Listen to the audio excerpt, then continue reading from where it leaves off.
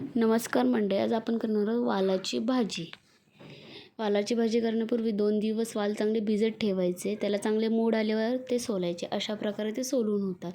त्यासाठी साहित्य: वाटण, कांदा, लसूण, खोबऱ्याचं वाटण, एक बारीक चिरलेला कांदा, टॅमॅटो, 2-3 पाकळ्या लसूण आणि मी थोडे त्यात शेवग्याच्या शेंगाही टाकणार आहे. बटाटाही ॲड करू शकतो आपण. कढईत असं तेल टाकून तेल चांगलं गरम होऊन द्यायचं. तेल एकदा गरम झाले का आपण पाहू.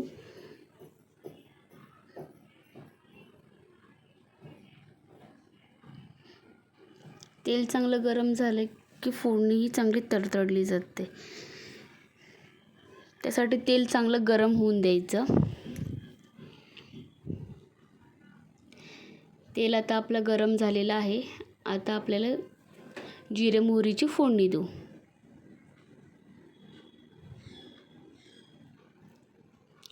जिरे मोहरीची फोडणी चांगली तडतडली की त्यामध्ये आपण कांदा ॲड करणार आहोत.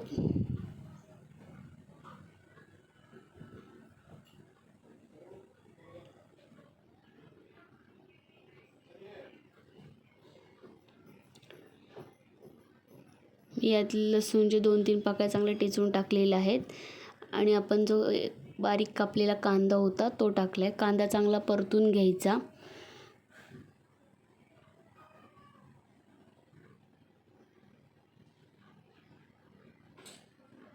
कांदा चांगला परतला गेला ना की त्याचा जो कचकटपणा असतो, कच्चा कधी दाताखाली लागतो, तो लागत नाही.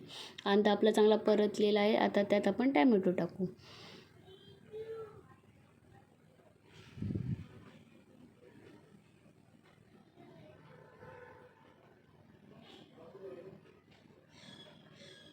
कांदा टॅमॅटो टाकल्यानंतर आपण त्यामध्ये आपले मसाले टाकणार. मी थोडं हिंग टाकले, नंतर धनेपूड टाकले, हळद,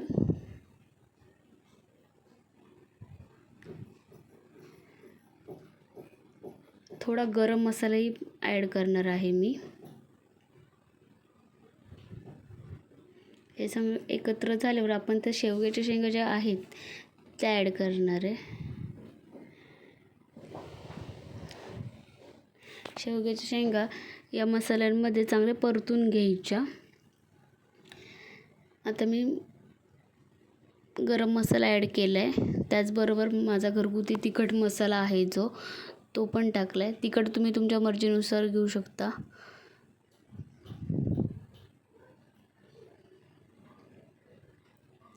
हे चांगलं सगळं एकत्र करून त्याच्यावर आपण झाकण ठेवून थोडं वाफवणार आहोत.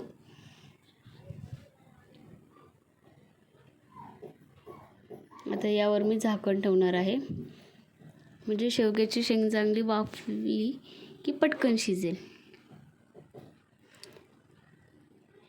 आता हे चांगलं वाफ आलेली आहे याला. आता याचबरोबर मी यामध्ये आपले जे सोललेले वाल आहेत ते टाकणार आहे. ते या मसाल्यामध्ये सगळे एकत्र करून घेणार आहे, जेणेकरून सगळीकडे मसाला लागेल.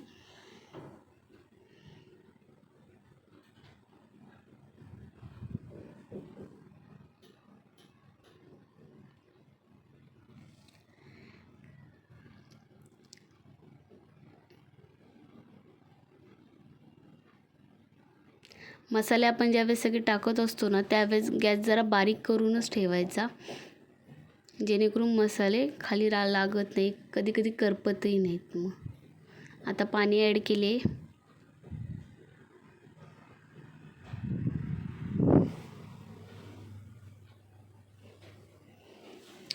पाणी ॲड करून झाल्यावर त्यावरती परत झाकण ठेवणार आहे.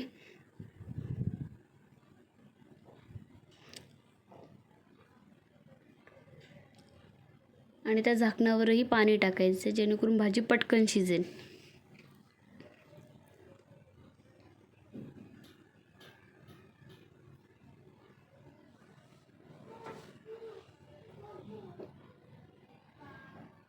आता पाहू आपण आपली भाजी शिजलेली आहे का.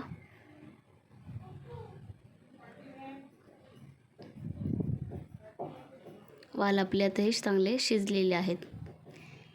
आता यात आपण आपले जो वाटण आहे कांदा लसूण खोबऱ्याचा तो ॲड करणार आहोत. तो ॲड करून झाल्यावर आपण चवीनुसार मीठ टाकायचे.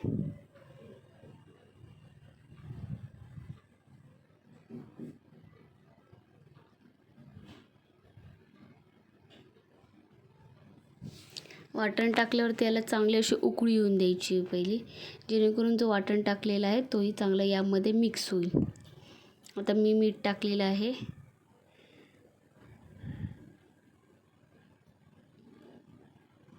आता हे सगळं एकत्र एकदा जरासं थोडंसं चमच्याने फिरवून घ्यायचं, जेणेकरून कुठे वाटण इकडे तिकडे थोडंसं कुठे लागायला नको, कुठे थोडं मीठ इकडेचं तिकडे व्हायला नको.